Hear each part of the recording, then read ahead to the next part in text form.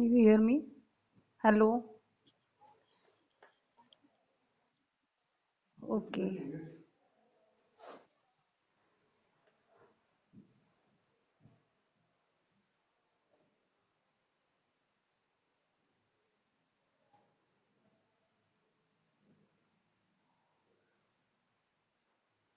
Okay, screen is visible now?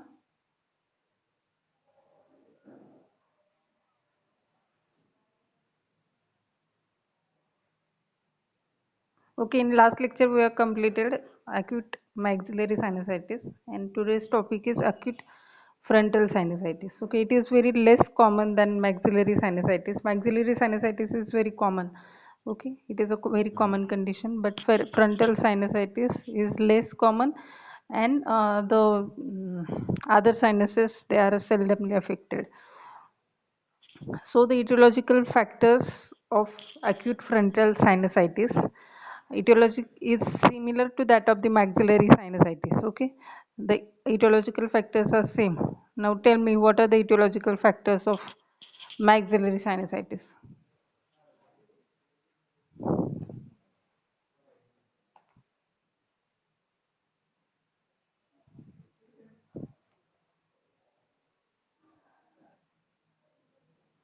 What are the etiological factors of maxillary sinusitis?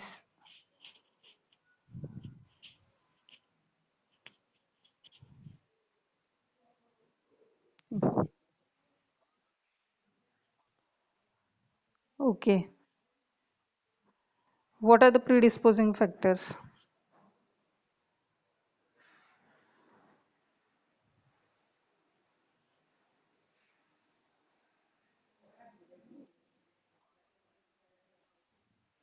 Okay, okay, nasal infections and that nasal infection and dental infection, two causes are there.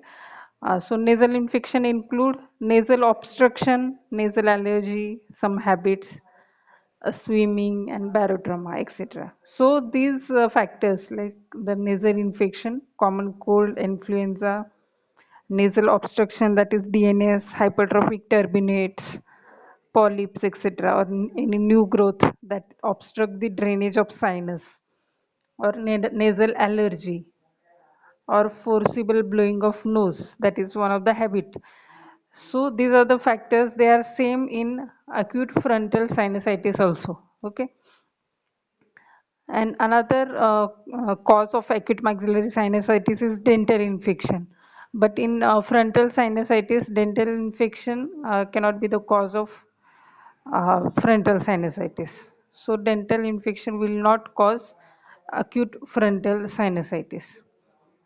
Only the nasal infections they will cause um, acute frontal sinusitis. Okay, and another cause that is maxillary sinusitis can cause secondary frontal sinusitis uh, via frontonasal duct. Okay, so maxillary sinusitis may cause secondary sinusitis via frontonasal duct. Then the clinical features are so you got the etiological factors, na? They are same as that of the acute maxillary sinusitis. Okay. Then the clinical features. First one is pain. Pain in the frontal region. Okay. There is pain which is in the frontal region and it may radiate to the temporal region. Initially, the pain is due to absorption of air in the sinus when the frontonasal duct is blocked. That is called as vacuum headache. And this headache is maximum in the morning and gradually it subside during the course of day as the drainage of secretions occur in vertical position. Okay, so first important clinical feature is pain. Okay, I will explain it again. Pain which is in frontal region, that pain may radiate to temporal and parietal region. Okay, initially the pain is because of absorption of air in the sinus when the frontonasal duct is blocked. Okay, When the frontonasal duct is blocked, there will be creation of vacuum in the frontal sinus, and that's why there will be headache, that is called as vacuum headache, and it is maximum in the morning. Okay, and gradually this headache will subside during the course of the day as the drainage of secretion occur in vertical position. So when the patient is in vertical position, the drainage of sinuses will be proper, uh, and that's why the headache, uh, vacuum headache will be reduced. So pain in the frontal region will be reduced. Okay. Next one is tenderness. Tenderness will be on the medial part of the floor of sinus above the inner canthus of eye. The location of pain is above the inner canthus of eye, in the medial part of the floor of sinus. Okay, so when you palpate at that region, there will be pain above the inner canthus of eye. The next one is there will be edema, edema of sinus and upper lid, but rarely there will be edema of upper lid in frontal sinusitis.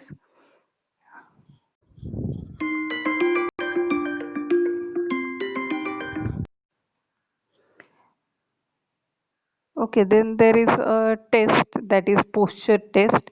The discharge from the frontal sinus will start in the standing position. So when patient is in vertical or standing position, the discharge from frontal sinus, it will start. Okay.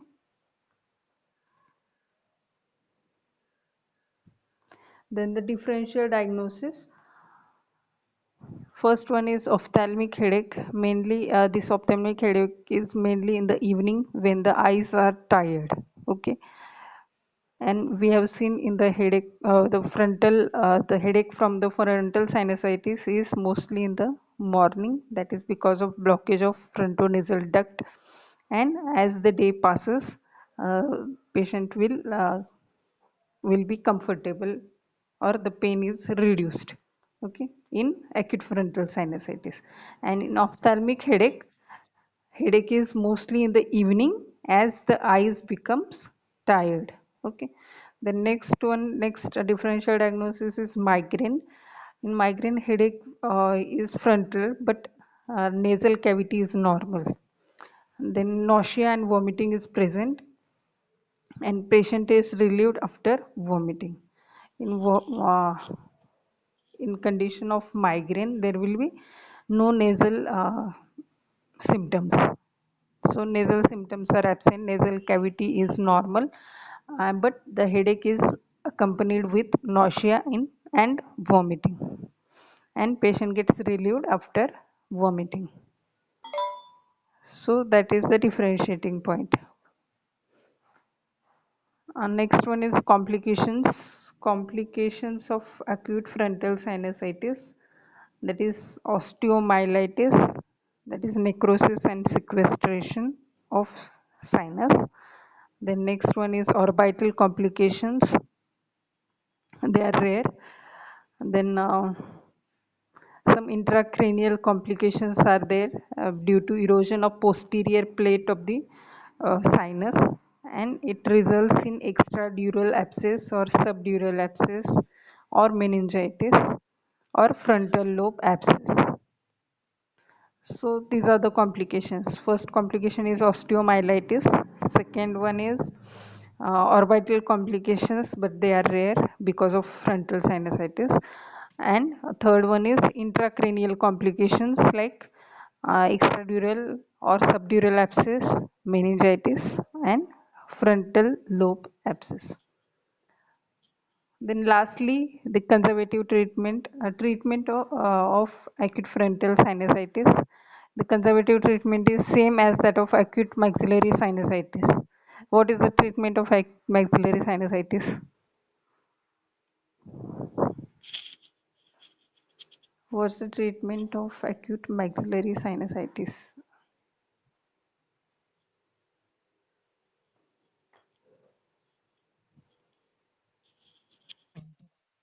Hmm. Okay. अजून local. Okay okay. Hmm. Antibiotics, decongestants, analgesic. If the pain is there, then you have to give analgesic. That is just the general treatment. And local treatment is nasal decongestant drops, then steam inhalation, fomentation, etc. Okay. So conservative treatment is same in acute frontal sinusitis also. And another treatment that is in acute frontal sinusitis, severe acute frontal sinusitis, that treatment is done. That is, the sinus is drained by trephining the floor at medial end. At the end, medial end, you have to trephine the sinus, and a small polyethylene tube is inserted into that trephine hole, and through which intermittent irrigation is performed and antibiotic solution is injected into the sinus. And lastly, endoscopic sinus surgery may be obviate the need for external surgery. So endoscopic sinus surgery may be done for acute frontal sinusitis. Okay, this is all about acute frontal sinusitis.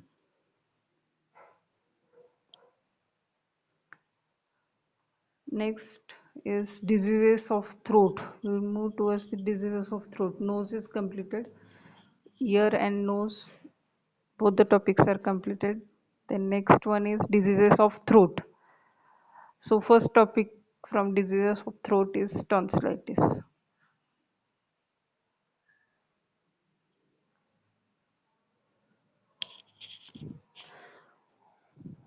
Okay, what is tonsillitis? सगळ्यांना माहिती असेल. What is tonsillitis?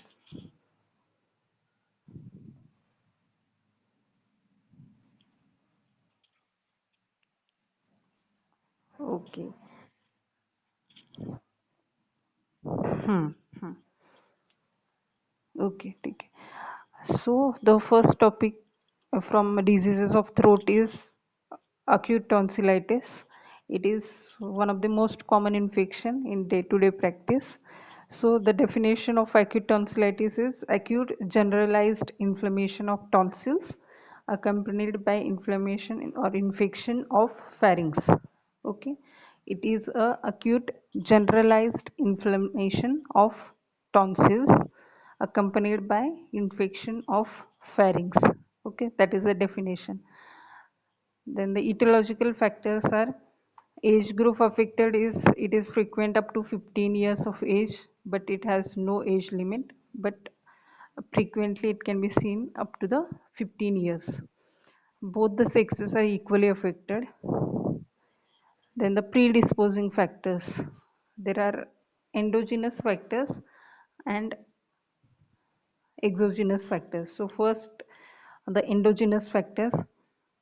First one is pre-existing URTI. If the patient is having pre-existing URTI, that is upper respiratory tract infection.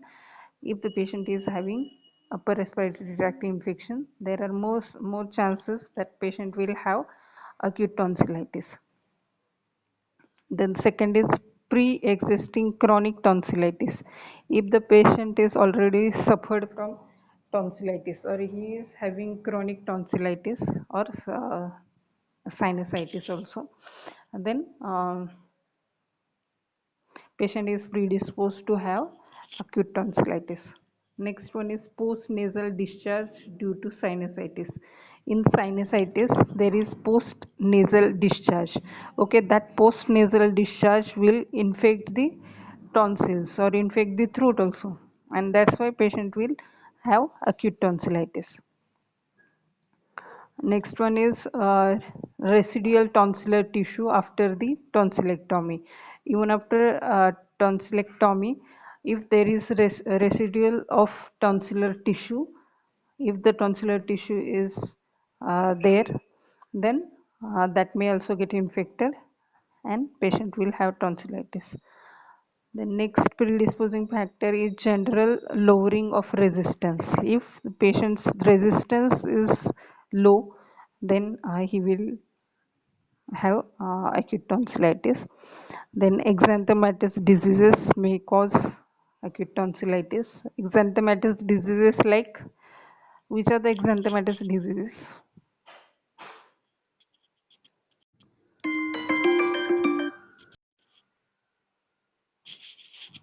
Exanthemata means what? Exanthematous diseases.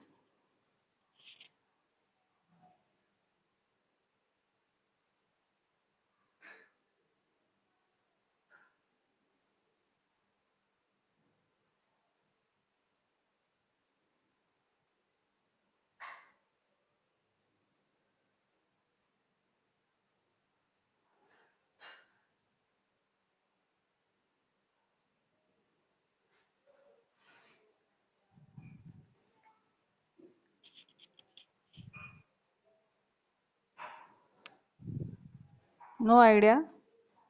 What are the exanthematous diseases?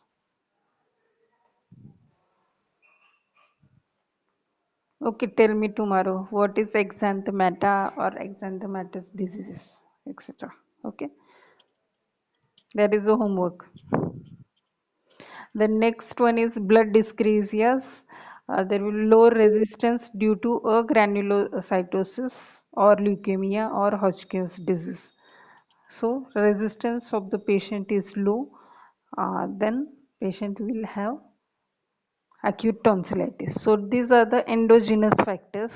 Okay, first one is pre-existing URTI, second one is pre-existing chronic tonsillitis, then post-nasal discharge due to sinusitis.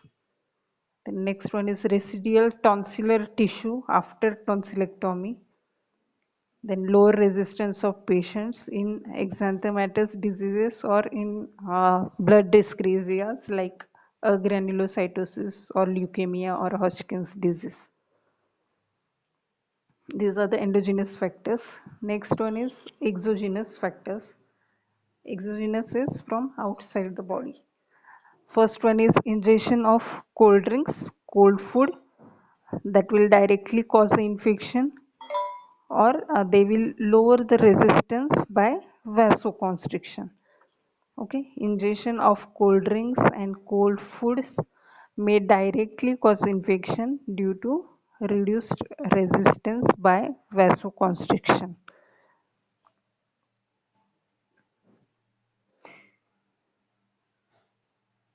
Then infection will pass from one person to other person. Then pollution and crowded, ill ventilated environment is one of the predisposing factor.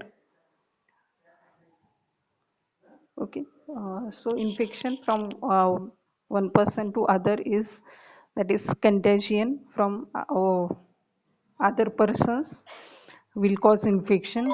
Then it may be seasonal, like September to March is the season of this acute tonsillitis or pharyngitis, etc., or throat infections. Then pollution, crowded, ill ventilated environment is one of the predisposing factor. And if there is embedded foreign body is present, that may also cause infection of tonsils. So embedded foreign body means if a foreign body that is embedded in the tonsillar tissue, then there will be infection around that foreign body, and that will cause acute tonsillitis. Okay, so these are the predisposing factors. Endogenous from within the body, exogenous is from outside the body. So exogenous factors, uh, they are cold drinks, cold food, they will directly cause the infection, or they may reduce the resistance by vasoconstriction. Then infection will pass from person to person. Then pollution and crowded, ill ventilated environment is one of the predisposing factor, and the embedded foreign body that is present in the tonsillar tissue may cause infection into the tonsils. Then the causative organisms. Respiratory gram-positive organisms like Streptococcus, Staphylococcus, Pneumococcus, or diphtheroid organisms. These are the causative organism, and it may be viral, like rhinovirus or adenovirus may also cause tonsillar infection. So the causative organisms, they are same as that of upper respiratory tract gram-positive microorganisms, strepto, staphylo, pneumo, and diphtheroid organisms.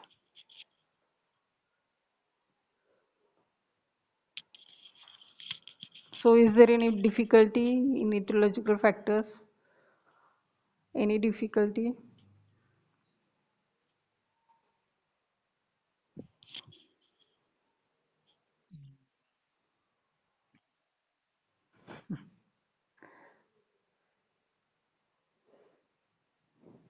Okay,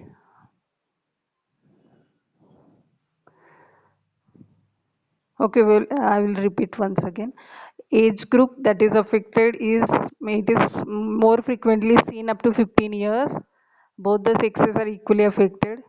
Then predisposing factor, they are endogenous, that is within the body, if the infection is present, and exogenous, that is out from the outside of the body.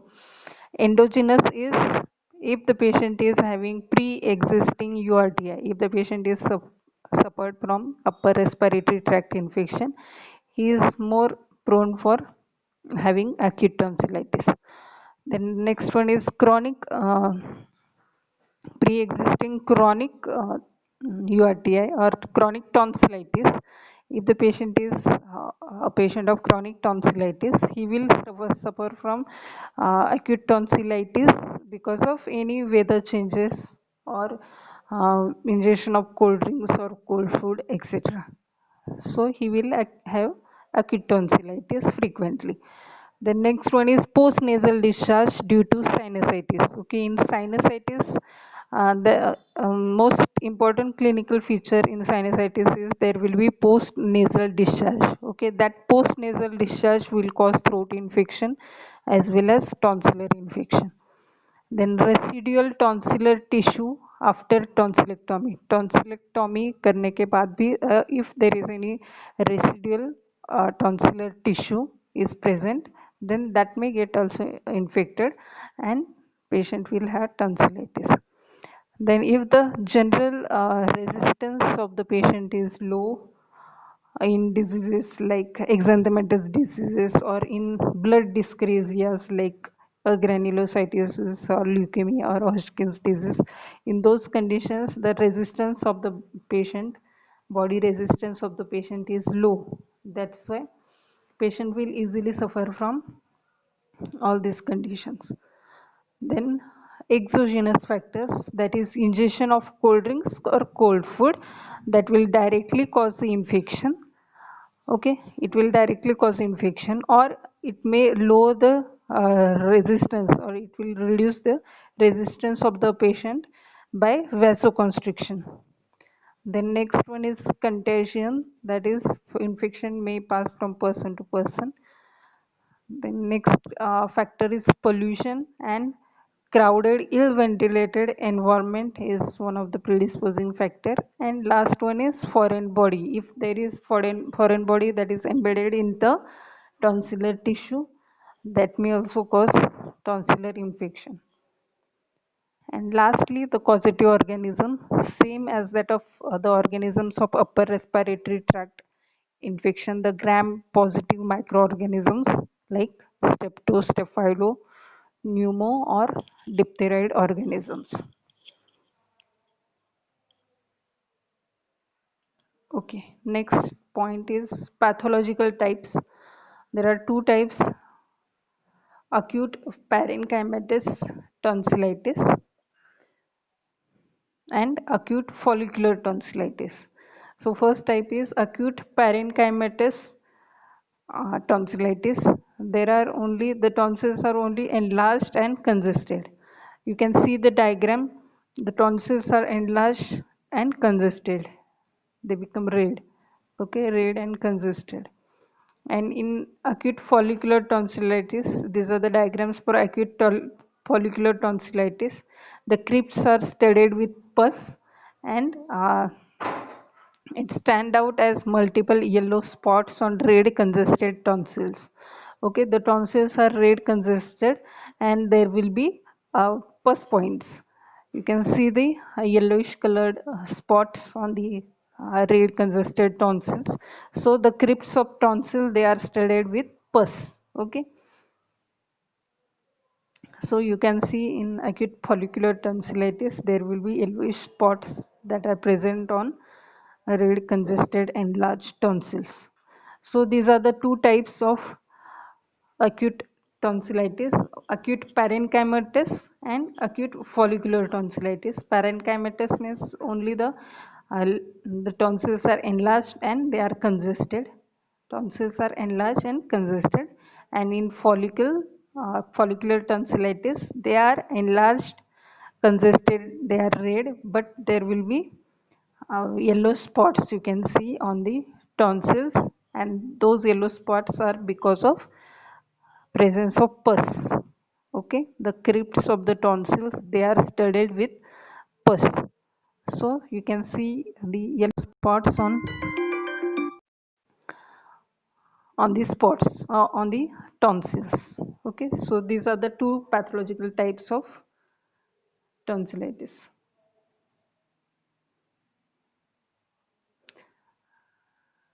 Now the symptoms of tonsillitis. First one is raw sensation in throat. It is the first symptom to appear.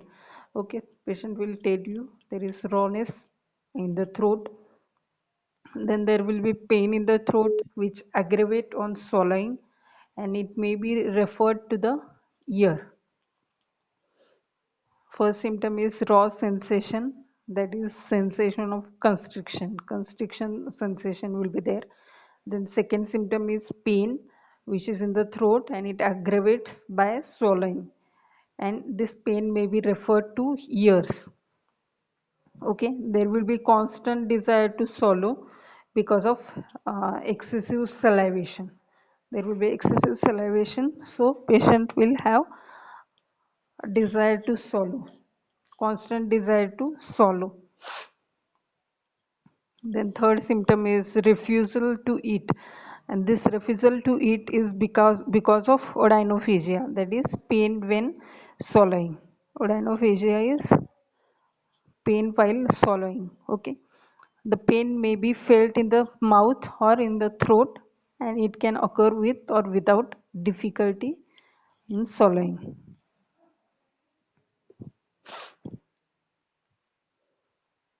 So this symptom is mostly that is odynophagia, that is seen. Odynophagia means refusal to eat, and it is mostly seen in children because they will not complain about the pain.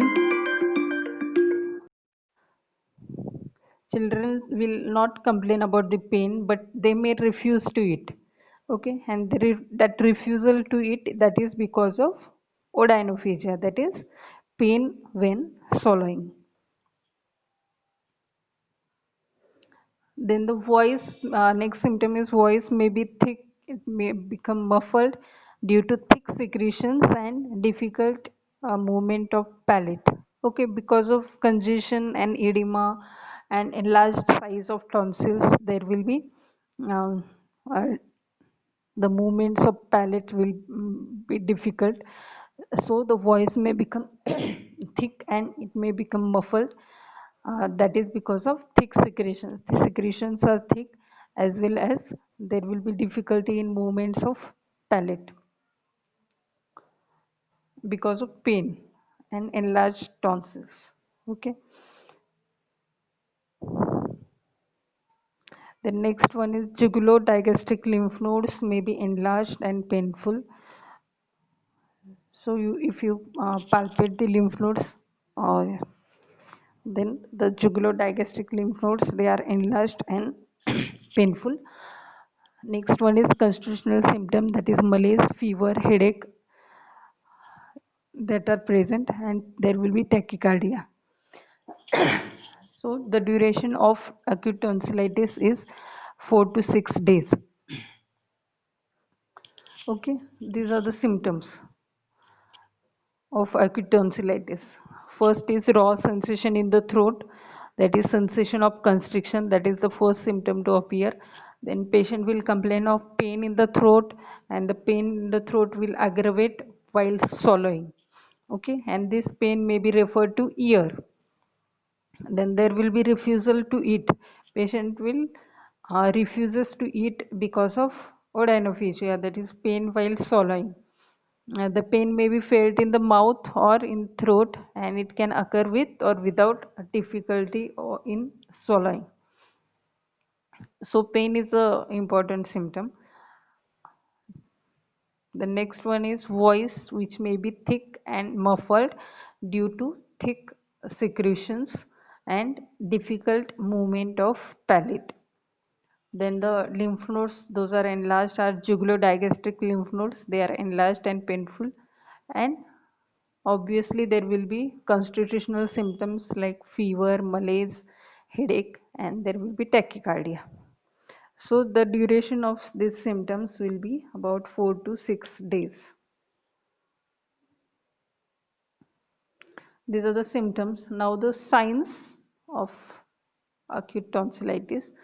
So when you see the throat, there will be, you can see the swollen and congested tonsils. So tonsils are red, congested and swollen. Then the secretions, they are increased and they become tenacious. The movement of palate is impeded due to pain. Okay, there is a difficult movement of palate because of pain. Then there will be halitosis, that is foul breath may be present, and on palpation there will be enlarged and tender jugulodigastric lymph nodes. So these are the signs in acute tonsillitis. Once again I'll repeat, the tonsils are red, congested and swollen. The secretions, they are increased and they become tenacious. Then movements of palate, they are impeded due to pain. Because of pain, the movement of palate will be, the movements will be hampered. Then there will be halitosis, that is foul breath, and the lymph nodes, those are enlarged, are jugulodigastric lymph nodes. They are enlarged and tender.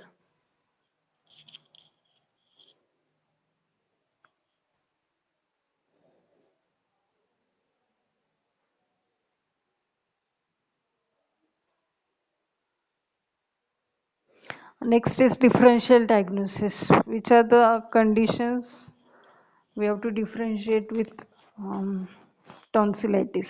The first condition is diphtheria. Uh, there will be history of exposure to the case of diphtheria. There will be low grade fever and toxemia is present. Then pain is mild. The membrane in diphtheria, there will be a membrane which is difficult to separate, and uh, if you separate that membrane, there will be bleeding, there will be raw surface may be present, and the membrane may extend beyond the tonsils. There will be bull neck.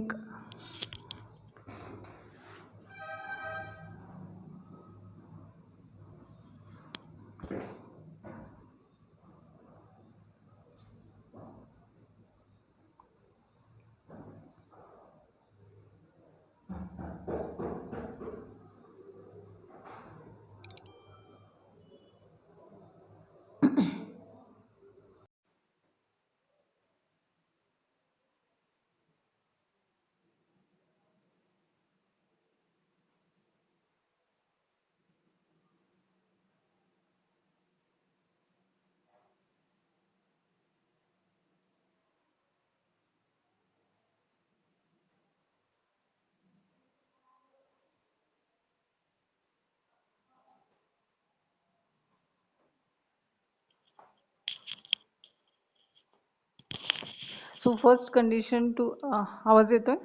Hello. Okay, first condition to differentiate is diphtheria.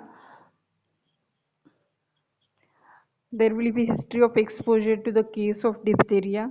There will be low grade fever, toxemia is present, pain will be mild, and the main important symptom or feature of diphtheria is there will be membrane formation. That membrane is difficult to separate, so there will be membrane formation on the throat, on the tonsils also, but it is difficult to separate, and if we separate it, it leaves the raw surface and it will bleed.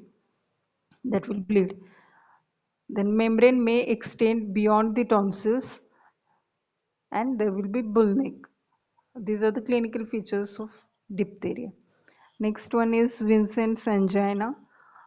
There will be unilateral or bilateral ulcerations and fever is high. Uh, Initially the fever is high. The organism of Vincent's angina is Spirochilid and Bacillus fusiformis. Okay, so how to differentiate between tonsillitis and Vincent's angina is there will be unilateral or bilateral ulceration is present on the tonsils in Vincent's angina.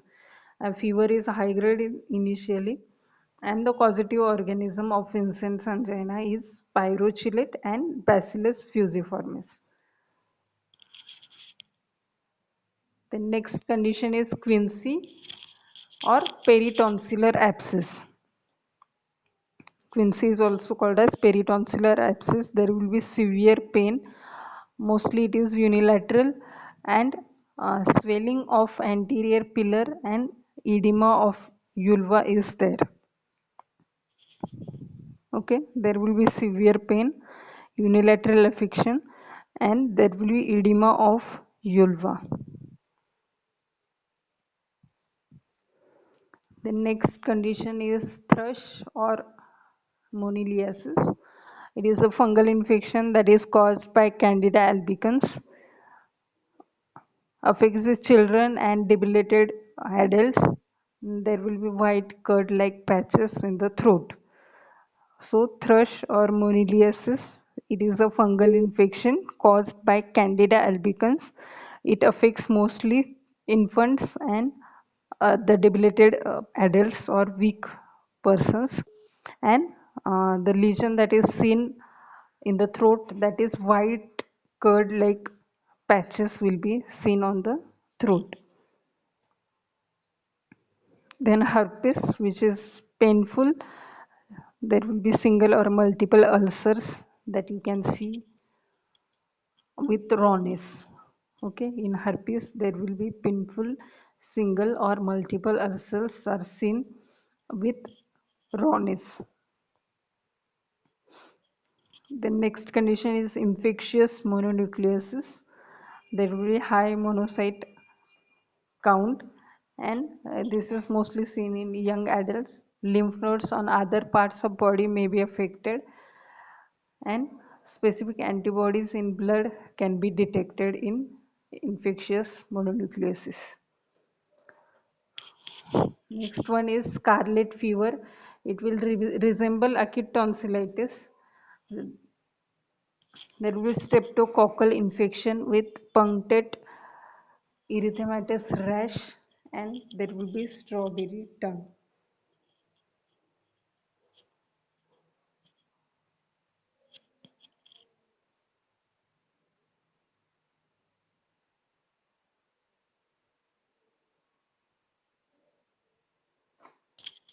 Okay, these are the condition differential diagnosis of tonsillitis, that is thrush. Monilial infection, that is because of Candida albicans. The first picture you can see is thrush. Okay, so white curd like patches will be seen in thrush, or it is a fungal infection. Okay,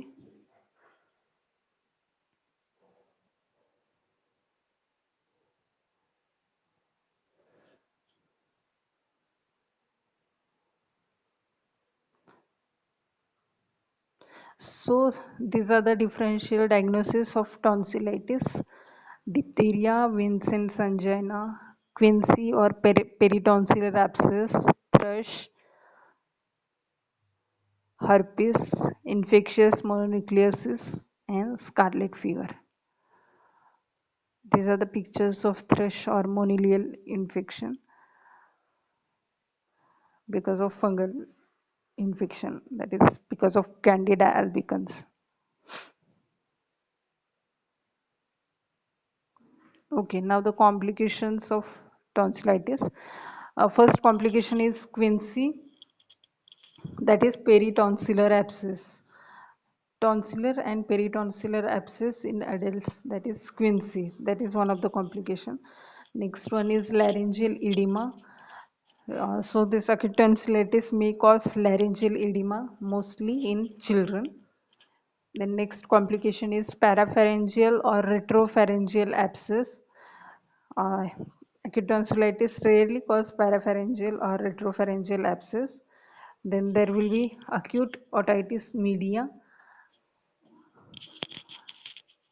That is, what is acute otitis media?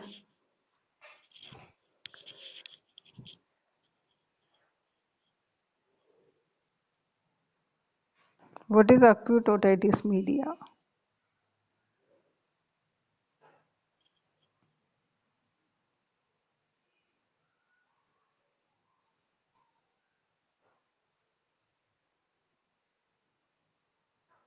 Hello, आवाज येतोय ना माझा? What is acute otitis media? We have completed diseases of middle ear.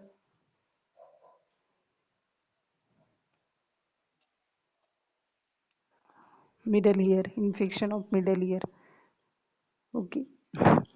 So,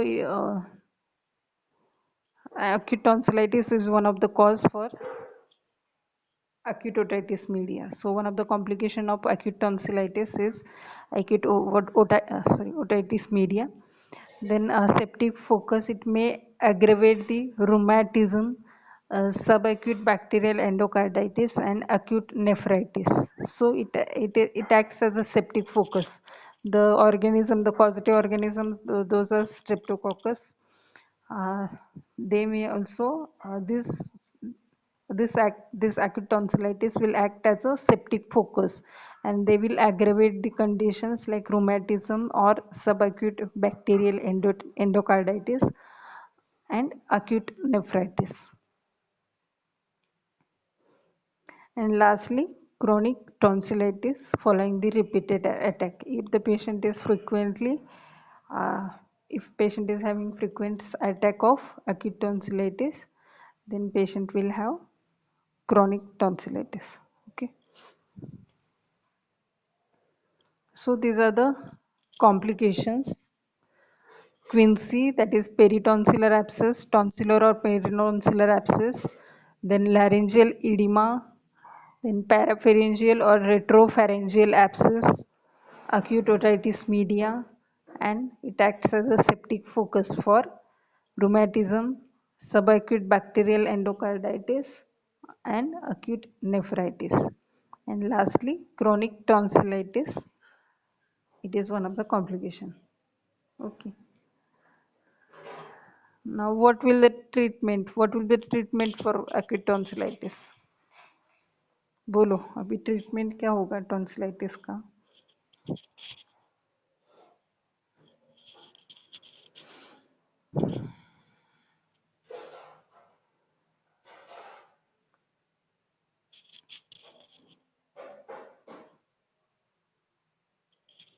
inflammatory conditions है, infection है, तो उसमें treatment क्या होगा?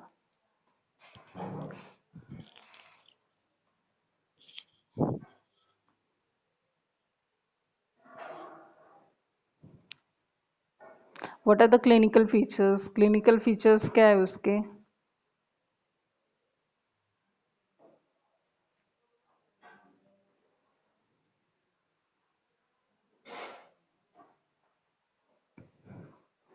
Okay, there is pain, temperature is present, so you have to give analgesics, antipyretics to the patient, okay, to relieve the pain and fever.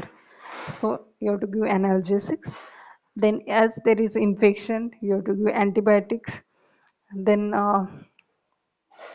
you have to advise the patient bed rest and soft diet.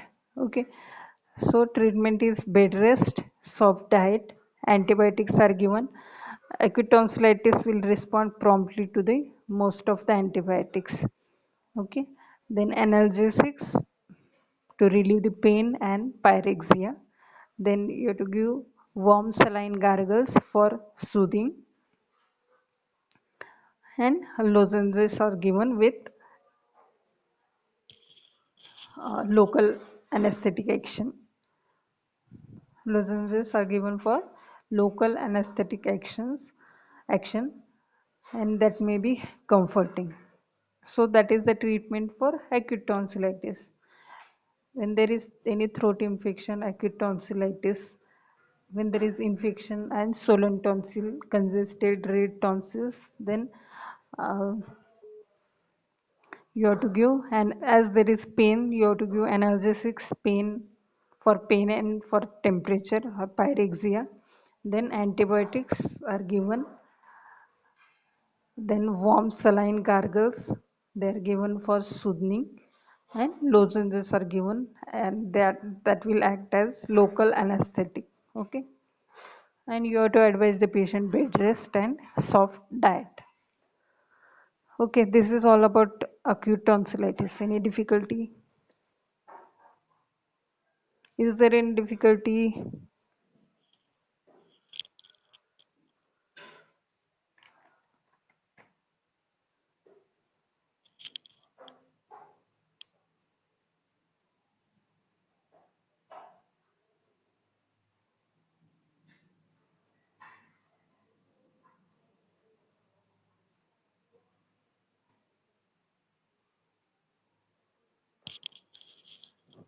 Okay, any difficulty?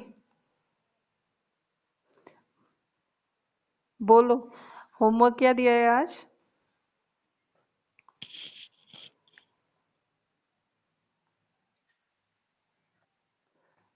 Okay, एक्सांथमाइटिस this, दूसरे लोग कोई बोलता ही नहीं है, क्यों?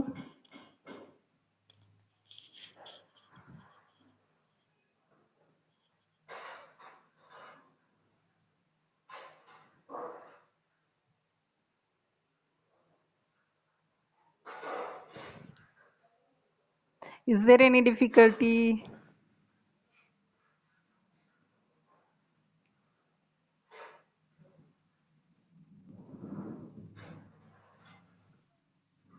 कि तुम लोग सेकेंड ईयर का स्टडी कर रहे हो सब लोग, लेक्चर चालू रख के सेकेंड ईयर का स्टडी कर रहे हो? नहीं ना? ओके, चलो, I will end the meeting now. Bye all of you.